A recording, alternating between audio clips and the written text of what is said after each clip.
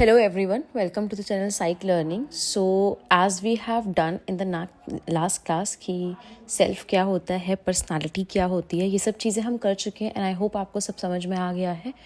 And if you are new to the channel, मैं आपको बता दूं कि हम चैप्टर 1, चैप्टर 2 एंड सारे चैप्टर्स क्लास 11th और 12th साइकोलॉजी एनसीईआरटी के डिस्कस करने वाले हैं डिटेल में.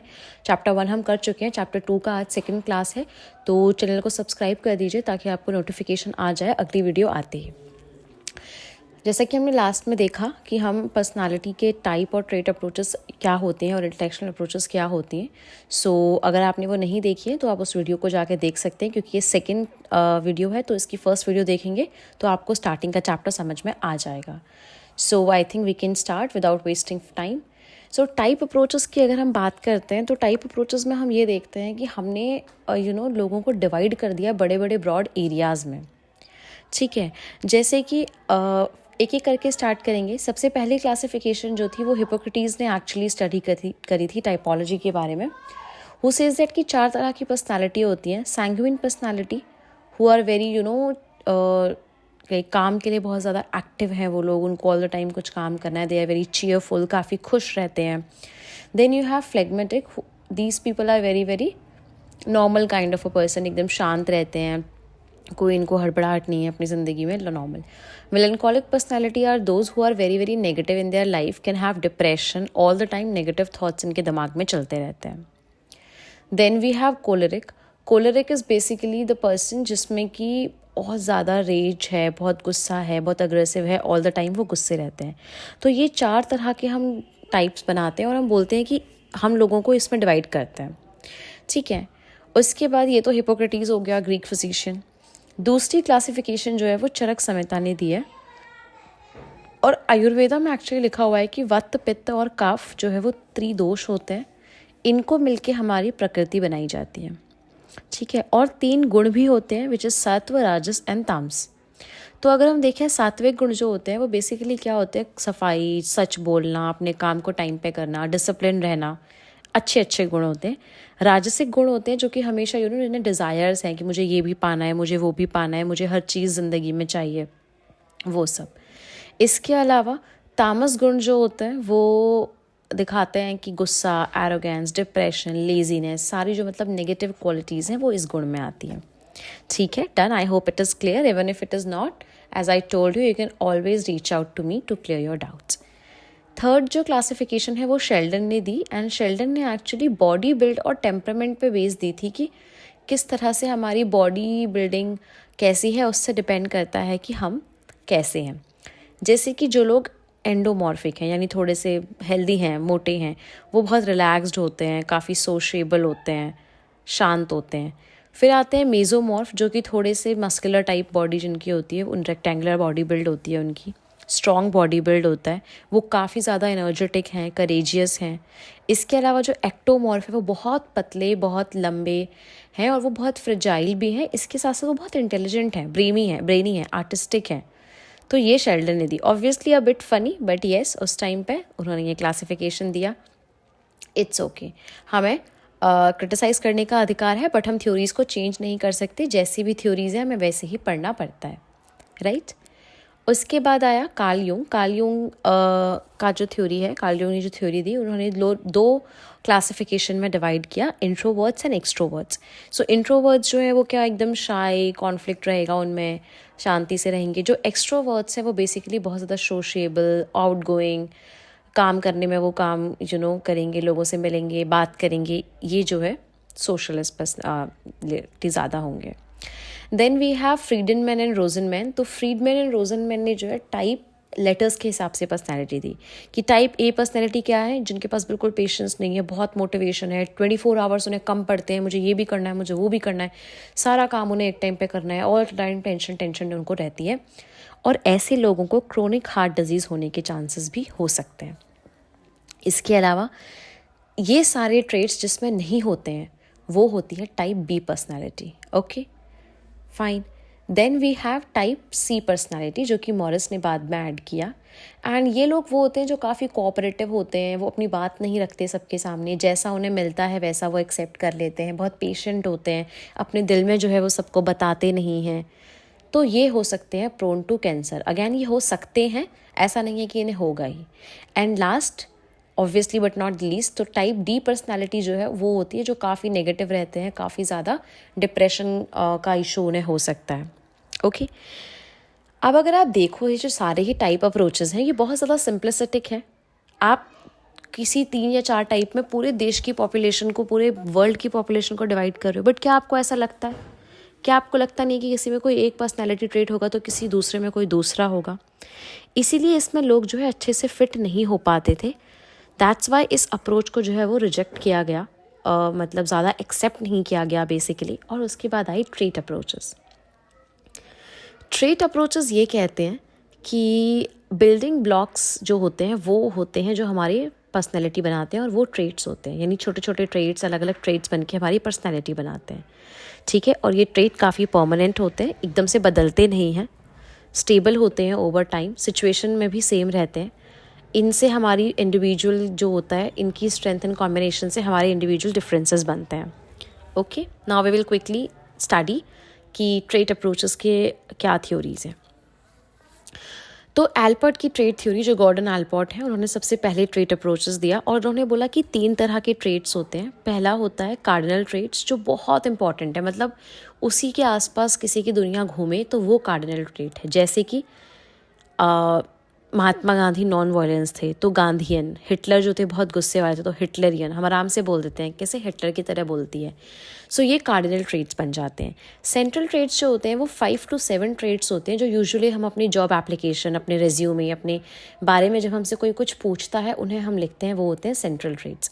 ये सब में होते हैं। लेकिन कार्डिनल ट्रेट्स की इंपॉर्टेंट बात यह है कि वो हर किसी में हो, ये ज़रूरी नहीं है। हो सकता है कि किसी किसी में कोई कार्डिनल ट्रेट हो और किसी में कोई भी कार्डिनल ट्रेट ना हो, लेकिन सेंट्रल ट्रेट्स 5 से 7 होते हैं और ये सब में होते हैं। Then we have secondary traits, तो ये तो बहुत ही ज़्यादा लीस्ट जनरलाइज है, जैसे कि तुम्हें फ्रूट्स में क्या पसंद है, कपड़े में क्या पहनना पसंद है, इस तरह के होते हैं, इनका कोई इतना इंपॉर्टेंस नहीं होता, राइट। और एल्पर्ट ये कहते थे कि जिनको भी हम जानना है किसी की पर्सनैलिटी के बारे में तो आप उनसे जाके पूछ लो, वो बेस्ट तरीका है, राइट। नेक्स्ट जो थ्योरी है वो कटेल ने दी है, पर्सनालिटी फैक्टर्स की थ्योरी। उन्होंने बहुत सारा फैक्टर एनालिसिस यूज़ किया, एक स्टैटिस्टिकल टेक्निक है, और उसमें 16 टाइप्स के सोर्स ट्रेट आए। अब सोर्स ट्रेट जो है वो उसका क्या है, वो सोर्स है, वो रीजन है जहाँ से ट्रेट बनता है, वहाँ से ट्रेट निकल के आता है तो वो हमारे सरफेस पे दिखता है। जैसे मैं किसी से प्यार से बात कर रही हूँ तो आप ये एज्यूम कर सकते हो कि मैं बहुत हम्बल हूँ, बहुत काफ़ी केयरिंग हूँ, काइंड हूँ, तो मेरा जो सोर्स है वो मेरे अंदर होता है और सरफेस होता है जो सबके सामने दिखता है। तो उन्होंने एक टेस्ट भी बनाया 16 PF which is 16 personality factor questionnaire, जिससे ये 16 के 16 सोर्स ट्रेट जो है वो फाइंड किए जाते हैं। आपको समझना है कि जो क्वेश्चनियर है वो सोर्स ट्रेट फाइंड करता है। देन आइजेंक ने थ्योरी दी और उन्होंने बोला कि जो भी नेचर होता है इंसान का वो बायोलॉजिकली होता है, बायोलॉजी पे बेस्ड होता है। इसमें कुछ लोग होते हैं न्यूरोटिक, जो हमेशा टेंशन रहते हैं, ओ अब क्या होगा, अब क्या होगा, अब कैसे करेंगे, ये हो जाएगा, वो हो जाएगा, हमेशा टेंशन में। इमोशनल स्टेबिलिटी वाले लोग जो होते हैं वो इमोशनली काफ़ी ज़्यादा शांत और स्टेबल होते हैं। इसके अलावा एक्सट्रोवर्जन इंट्रोवर्जन सेम वही है कि एक्सट्रोवर्जन बाहर काफ़ी हैप्पी रहेंगे, इंट्रोवर्जन काफ़ी शांत रहेंगे, अपने अंदर रहेंगे। Then we have psychoticism. Psychoticism जो होंगे वो बहुत ही गुस्से वाले होंगे, काफ़ी हॉस्टाइल होंगे, सिर्फ अपनी बात को सही समझेंगे, एंटी सोशल होंगे, लोगों के अगेंस्ट बोलेंगे, और सोशेबिलिटी वाले लोग जो है वो लोगों के साथ मिल बांट के रहेंगे। तो ये 3 डायमेंशंस में इन्होंने ऑपोजिट ट्रेट्स दिए। इन्होंने भी क्वेश्चनर बनाया जिसका नाम है आइजेंक पर्सनैलिटी क्वेश्चनर। ओके, उसके बाद लास्ट मॉडल जो सबसे ज़्यादा एक्सेप्ट है which is Paul Costa and Robert McCrae का है। इन्होंने बिग 5 पर्सनैलिटी ट्रेट्स दिए जिसका एक्चुअली निमोनिक है ओशियन, ठीक है, OCEAN। ओ से है आपका ओपननेस टू एक्सपीरियंस, वो लोग जो इसमें ज़्यादा हैं वो क्या करेंगे, वो नई नई चीज़ों को आराम से एक्सेप्ट करेंगे, पर जो इसमें कम है वो कोई एक्सपीरियंस लेना नहीं चाहेंगे। इसके अलावा C से कॉन्साइंशियसनेस, बेसिकली ये लोग क्या होंगे, एकदम सही से काम करेंगे, सेटल्ड होंगे, काफ़ी ऑर्गेनाइज्ड होंगे, और जिनमें कॉन्साइंशियसनेस कम होगा वहाँ पर क्या होगा, वो लोग बिल्कुल भी ज़्यादा ऑर्गेनाइज नहीं होंगे, उनका काम जो है वो ओरिएंटेड नहीं होगा। तो this is what conscientiousness says. Then we have extraversion. तो एक्स्ट्रावर्जन में जो ज़्यादा होंगे वो सोशली एक्टिव, एजर्टिव, आउटगोइंग होंगे, जबकि जो इसमें कम होंगे वो शाय और शांत होंगे। देन वी हैव अग्रीएबलनेस, तो अग्रीएबलनेस में जो ज़्यादा होंगे वो कोऑपरेटिव होंगे, फ्रेंडली होंगे। और न्यूरोटिसिज्म विच इज़ एन, तो उसमें जो लोग ज़्यादा होंगे वो बहुत ज़्यादा न्यूरोटिक होंगे, ऑल द टाइम टेंशन रहेगी, डिस्ट्रेस रहेंगे, डरे रहेंगे, हाइपरटेंसिव या इरिटेटेड होंगे। जबकि जिसमें ये कम होगा उसमें ऐसा नहीं होगा, बहुत प्रॉपरली वो एडजस्टेड होंगे। तो ट्रेट्स क्या होता है, हमें एक स्पेक्ट्रम देता है कि ठीक है आप शाय हो, आप कितने शाय हो, कम हो, ज़्यादा हो, नॉर्मल हो, ऐसा होता है। लेकिन टाइप अप्रोचेस क्या कहती है, हमें तो सिर्फ डिवाइड कर देती है लोगों को। इसीलिए जो ट्रेट अप्रोचेस हैं वो मोर एक्सेप्टेबल हैं, और इसी अप्रोच का हम इस्तेमाल करते हैं अभी ज़्यादातर लोगों की पर्सनैलिटी ट्रेट्स को स्टडी करने के लिए। I hope this is clear. I know theories थोड़ी ज़्यादा हैं, but due to the constraint of time we have to do it in the limited session, but whatever theory you want me to explain in detail please आप comment section पे बताइए, so that मैं उसको और explain कर सकूँ, detail में उसके बारे में इन्फॉर्मेशन बता सकूँ। Let's do psychodynamic approach also, so that कल के लिए हमारे पास हाफ थ्योरीज बच जाएँ। So psychodynamic approach actually Sigmund Freud ने स्टार्ट करी। वो फिजिशियन थे, उन्होंने फ्री एसोसिएशन मेथड इस्तेमाल किया कि आप कोई भी कहानी सुनाओ किसी भी वर्ड से रिलेटेड, फिर दूसरे वर्ड जो भी आपके मन में आ रहा है आप बोलते जाओ। ड्रीम को एनालाइज किया उन्होंने, गलतियाँ जो हम बोलने में कर देते हैं उसको एनालाइज किया। फिर हम बात करते हैं लेवल ऑफ कॉन्शियसनेस की। उन्होंने कहा कुछ चीज़ें हमारे कॉन्शियस में होती है जिनके बारे में हमें टोटली पता होता है, कुछ चीज़ें हमारे प्री कॉन्शियस में होती है जिसके बारे में अगर हम सोचें तो हम पता लगा सकते हैं, और कुछ चीज़ें हमारे अनकॉन्शियस में होती है जिसके लिए चाहे हम कुछ भी करें हमें याद नहीं आएगा। और अनकॉन्शियस में उनके अकॉर्डिंग हमारी इंस्टिंक्टिव, हमारी एनिमल ड्राइव्स बहुत ज़्यादा होती हैं। हमारी जो होता है कि इमीडिएट खाना खाना है, अभी सब कुछ करना है वो। और क्योंकि ये रिजॉल्व नहीं हो पाती हैं, इसी कॉन्फ्लिक्ट की वजह से हमारे एबनॉर्मल बिहेवियर हम शो करते हैं। उसके बाद हम स्ट्रक्चर ऑफ पर्सनालिटी की बात करें तो इड, ईगो और सुपर ईगो की बात करी इन्होंने। तो इड जो है वो प्लेजर प्रिंसिपल पे काम करता है कि मुझे अभी खाना है तो मुझे अभी खाना है, I want ice cream right now. सबसे छोटा बच्चा है ये। देन यू हैव ईगो, ये बात करता है रियलिटी प्रिंसिपल्स में, हु सेज दैट कि रियलिटी देख लो, सच्चाई देख लो, क्या है, क्या ये पॉसिबल भी है कि नहीं है। Then you have super ego, जो सबसे बड़ा बच्चा है, which works actually on the morality principle. It says that कि whether it is morally right और रॉन्ग, जो पेरेंट्स के, सोसाइटी के अकॉर्डिंग सही है कि नहीं है वो आप करता है या नहीं करता है। तो जो ईगो होता है वो इड और सुपर ईगो के बीच में एक ब्रिज बनाता है कि अच्छे से काम हो जाए। उन्होंने कहा हमारे अंदर लाइफ इंस्टिंक्ट होते हैं जिसे हम लिबिडो कहते हैं, और हमारे अंदर डेथ इंस्टिंक्ट होते हैं जिसमें आपका एग्रेशन, ये सब चीज़ें आती हैं।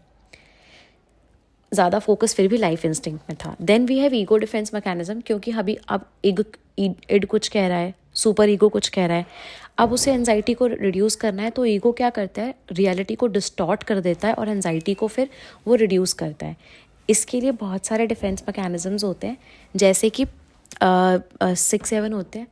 जैसे कि रिप्रेशन में बेसिकली क्या होता है कि आप क्या करते हो, आप सप्रेस कर देते हो, ठीक है। सप्रेस मतलब आपके दिमाग में जो भी है वो आपने सप्रेस कर दिया, और आपने वो जानबूझ के नहीं किया है, वो बस आपसे हो गया है। देन यू हैव प्रोजेक्शन में बेसिकली क्या होता है कि जो आपके दिमाग में चल रहा है वो आपके दिमाग में चल रहा है, लेकिन आप उसे दूसरों पे प्रोजेक्ट करते हो। जैसे कि आपको किसी को देख के गुस्सा आ रहा है बट आप बोल रहे हो कि किसी और को आ रहा है। Then you have denial is basically कि आप बोलते हो नहीं मेरे साथ तो कुछ हो ही नहीं रहा है, ये मेरे को कोई प्रॉब्लम नहीं है। Then you have reaction formation, जैसे कि आपको बहुत ज़्यादा पढ़ाई का मन नहीं करता लेकिन आप फिर भी दिन भर लाइब्रेरी में बैठे रहते हो, किताबें लेके घूमते रहते हो, that is reaction formation. Then you have rationalisation, जिसमें आप क्या करते हो, आप अपने एक्सक्यूज़ बनाते हो, कोई बात नहीं एग्ज़ाम ऐसा था इसलिए ऐसा हो गया, एंड इस तरह की चीज़ें, right. Then we have stages of personality developments. According to Freud 5 stages का मॉडल है साइकोसेक्सुअल। ओरल स्टेज में everything has to be done by mouth, मुंह से खाना खाना है, हर चीज़ बच्चा मुंह पे ट्राई करता है, दैट इज़ ओरल स्टेज। वहाँ पर अगर सब कुछ सही हो गया तो बच्चे की प्रॉपर डेवलपमेंट हो जाएगी। Then you have anal stage में क्या होता है कि बच्चे का टॉयलेट ट्रेनिंग वाला फेज़ होता है, कि बच्चे को ये होता है कि आप सिखाना है कि okay when you have to defecate, when you don't have to defecate, उस तरह का प्रॉपर डेवलपमेंट हो जाए। तो उसके आगे नेक्स्ट आता है फैलिक स्टेज में आता है कि बच्चे को ऑपोजिट पेरेंट्स में अट्रैक्शन होता है। So Oedipus complex was a story जहाँ पर Oedipus actually kills his father to get married for the mother and electrized for the girls the opposite. He killed his mother to get married to the father. So ऐसे opposite attraction होते हैं, लेकिन phallic stage के and में बच्चा समझ जाता है कि these are not my rivalries, these are my parents and everything is okay, right? Then we have latency stage. इस दौरान क्या होता है कि सारी urges जो होती हैं वो सब शांत हो जाती हैं, सब रिलेटिवली इनएक्टिव हो जाती हैं, एंड जेनाइटल स्टेज में दोबारा से ये आती हैं, and then we have attraction towards opposite gender people and like that, okay. And fixation अगर किसी स्टेज में हो जाए तो प्रॉब्लम है, बच्चा आगे डेवलप नहीं कर पाएगा। रेग्रेशन इज़ द थिंग जहाँ पर बच्चा एक स्टेज पीछे चला जाता है अपने उसका। और इसके अलावा रेग्रेशन एक डिफेंस मैकेनिज्म भी है कि जब बच्चे को लगता है कि मेरे ये वाला स्टेज वाला काम अच्छे से नहीं हो पा रहा है तो वो पीछे स्टेज में चला जाता है, राइट। उसके बाद पोस्ट फ्रॉइडियन अप्रोचेस हैं। सो ये वाली सारी theories we will do tomorrow because already we have like enough for the day. I hope everything is clear, और जो भी क्लियर नहीं हुआ आप हमेशा पूछ सकते हैं। And that's it, take care, bye bye.